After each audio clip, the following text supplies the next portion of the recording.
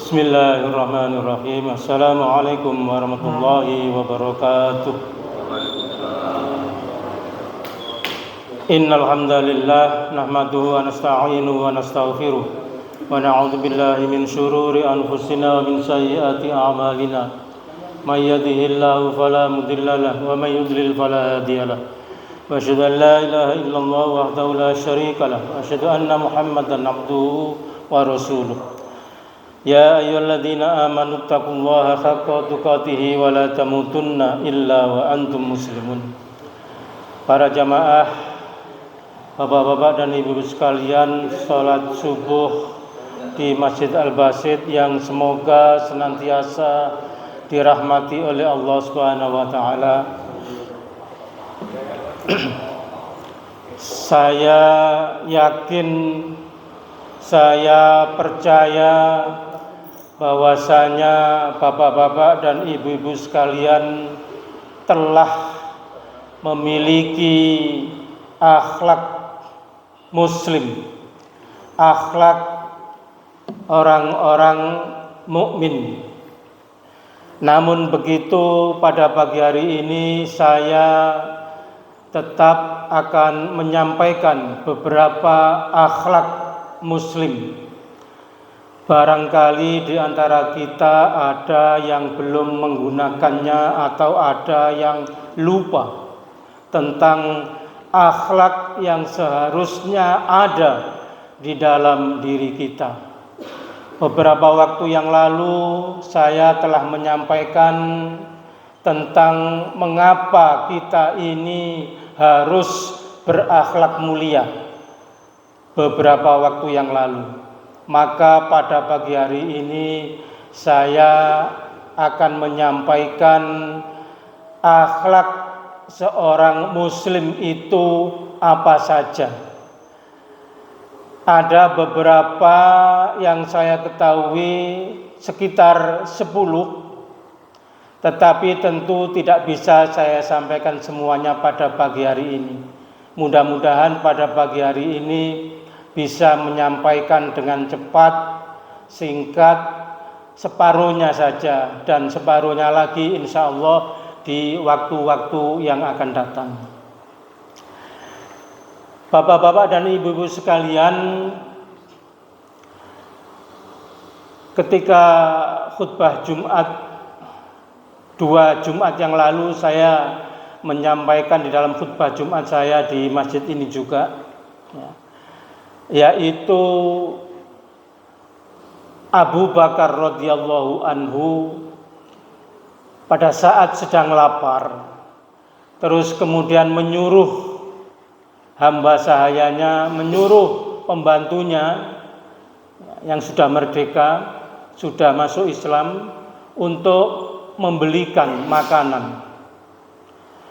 Dan kemudian berangkatlah pembantunya itu, terus sebentar lagi kemudian sudah kembali dengan membawa makanan dan dikasihkanlah makanan itu kepada Abu Bakar radhiyallahu anhu. Setelah diberikan, kemudian dimakanlah oleh Abu Bakar. Dapat separuh makanannya itu, kira-kira kalau di sini nasi bungkus gitu. Terus Abu Bakar bertanya, "Kenapa engkau kok ada di situ? Kok nunggui saya makan? Biasanya kan habis ngasih makanan kan terus pergi." "Iya, Khalifah. Soalnya kan engkau biasanya kalau sudah saya belikan makanan kan bertanya kepada aku, makanan dari mana ini? Tapi sekarang kok enggak tanya, makanya aku menunggu di sini." Begitu. Terus makanan ini dari mana? Maka pembantunya menjawab, "Tadi saya jalan terus di stop seseorang di tengah jalan, saya dipaksa untuk untuk doain, untuk jadi dukun seperti zaman saya dulu sebelum saya merdeka. Terus ongkosnya itu saya dipaksa untuk menerima dan kemudian uangnya itu saya belikan nasi, ya terus kemudian saya kasihkan untuk engkau itu wahai Abu Bakar. Betapa terkejutnya. Langsung nasinya yang tinggal separuh diminggirkan, ya. Terus kemudian Abu Bakar dengan jari-jarinya memasukkan ke tenggorokannya. Wah. Akhirnya muntahlah nasi yang barusan dimakan itu, bersih perutnya. Nah, para jamaah, apa yang dapat kita ambil pelajaran dari sini? Betapa hati-hatinya Abu Bakar terhadap makanan yang sudah dia makan. Karena Sayyidina Abu Bakar menganggap bahwa itu adalah syubhat, makanan itu meragukan, kehalalannya itu diragukan, sehingga dikeluarkan lagi. Ya, syubhat. Nah, berlaku atau memiliki sifat syubhat itu adalah salah satu akhlak yang harus dimiliki oleh orang Islam, orang mukmin. Itu yang pertama, syubhat. Jadi yang halal itu jelas, yang haram pun ya, jelas. Di antara halal dan haram itu ada yang samar-samar. Inilah yang dinamakan dengan syubhat. Nah, orang mukmin, orang Islam itu harus menjauhi dari perkara-perkara syubhat ini. Di dalam hadis Rasulullah menjelaskan, kalau ada seorang pengembala, ya, janganlah mengembala di dekat perbatasan, ya, di dekat pagar orang lain. Karena apa? Karena mungkin kita tidak tahu gembalaannya itu makan rumputnya tetangga, ya, jatuhlah dia kepada keharamannya. Begitu Bapak-bapak dan ibu-ibu sekalian, sifat atau akhlak yang harus dimiliki oleh orang Islam. Yang pertama. Kemudian yang kedua. Yang kedua itu adalah memiliki sikap untuk senantiasa menundukkan pandangan, khususnya kepada laki-laki ini. Ya, perempuan juga sih. Jadi menundukkan pandangan, ya. Kalau kita ke mall atau mungkin kita sedang jalan atau mungkin tengok-tengok di pinggir jalan, di depannya minimarketnya Ustadz Sugeng, ya biasanya kan ada orang lewat lagi, ya. Itu bukan akhlak orang Muslim. Orang Muslim itu menundukkan pandangan. Menundukkan pandangan. Zaman saiki eman-eman kalau dilewatkan. Nah, bapak-bapak dan ibu-ibu sekalian,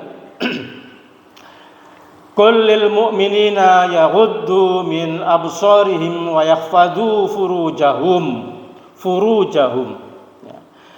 Katakanlah kepada laki-laki yang beriman, hendaklah mereka menjaga pandangannya dan memelihara kemaluannya.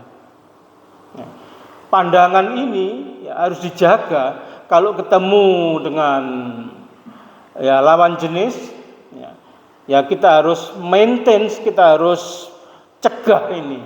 Ya. Begitu, apalagi di handphone, waduh luar biasa ini. Sekali kelewatan seret, ono yang menarik, sekali dilihat nanti banyak gerudukan konco-konco itu yang menampakkan diri, memamer-mamerkannya itu. Langsung digawa sengitan nang jero kamar, dikunci, dipecicili ya. Barangkali itu di luar sana.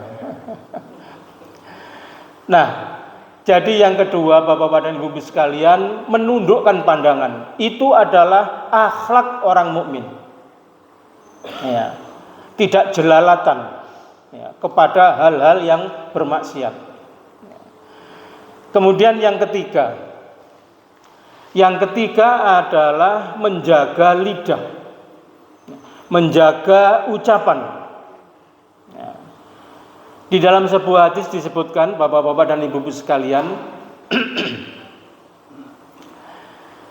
barang siapa yang banyak omong, nerocos, banyak ngomong ngalor ngidul, nggak jelas, tidak ada manfaatnya, maka pasti dia banyak dustanya. Banyak bohongnya. Orang yang suka ngomongnya wakeh, itu mesti cenderungnya nambah-nambahi. Kulaane titik, njukuk batine wakeh, dadi wakeh sing diceritakno iku. Itu biasanya. Jadi orang yang banyak omongnya, banyak bohongnya. Dan kata Rasulullah, orang yang banyak bohongnya itu banyak dustanya. Orang yang banyak dustanya itu adalah orang yang banyak dosanya. Dan orang yang banyak dosanya lebih layak berada di dalam neraka. Hadis yang diriwayatkan oleh Al-Baihaqi. Menjaga lidah yang ketiga. Kemudian yang keempat. Yang keempat, para jamaah, orang mukmin itu, orang Islam itu harus memiliki rasa malu. Rasa malu. Kalau di sana ketangkep OTT, wagah gitu, pakai goyang-guyu ini, rasanya tidak ada malunya sama sekali. Begitu. Orang mukmin itu harus memiliki rasa malu, sifat malu. Untuk apa sifat malu itu? Ulama menjelaskan, malu itu gunanya adalah untuk mendorong meninggalkan perbuatan-perbuatan buruk. Jadi malu itu gunanya bisa untuk mendorong meninggalkan perbuatan-perbuatan yang buruk. Bukan kemudian kita berbuat keburukan terus kemudian malu begitu, bukan. Tapi rasa malu itu rasa yang kita miliki untuk mencegah agar tidak terdorong untuk berbuat kemaksiatan atau keburukan. Itu rasa malu yang harus dimiliki oleh orang mukmin. Malu itu, bapak-bapak dan ibu-ibu sekalian, salah satu daripada cabang iman. Wal haya'u syu'batun minal iman. Hadis muttafaq alaih. Malu itu sebagian daripada iman. Dan kemudian yang terakhir, yang kelima adalah sikap lemah lembut dan sabar. Itu harus dimiliki oleh orang muslim, orang mukmin. Walaman sobaro wa ghafaro inna zalika lamin azmil umur. Sungguh siapa yang bersabar dan memaafkan, sesungguhnya yang demikian itu termasuk perbuatan yang utama. Sabar dan memaafkan. Abu Hurairah pernah bercerita, ada seseorang lelaki datang kepada Rasulullah. Wahai Rasulullah, saya itu punya saudara, kerabat. Tapi saya itu berbuat baik kepada dia itu. Tapi dia itu tidak ngeruakan, tetap jahat dia itu kepada saya. Ini mengadu ini kepada Rasulullah. Itu di dalam hadis, disebutkan di dalam hadis. Terus kemudian aku bersifat lemah lembut kepada dia, tapi dia bersikap kasar kepada saya. Mungkin kedudukannya lebih rendah, jadi dibegitukan oleh kerabatnya itu. Maka apa kata Rasulullah? Rasulullah bersabda, kalau keadaanmu seperti itu, maka engkau seolah-olah menyuapi dia dengan debu, dan engkau senantiasa akan mendapat pertolongan dari Allah selama engkau masih bersikap seperti itu. Nah, bapak-bapak dan ibu-ibu sekalian, itu akhlak yang harus kita miliki yang kelima. Ada pula yang sebuah hadis yang disampaikan oleh Rasulullah SAW ketika Allah mengumpulkan nanti di akhirat manusia, maka kemudian ada berdiri seorang penyeru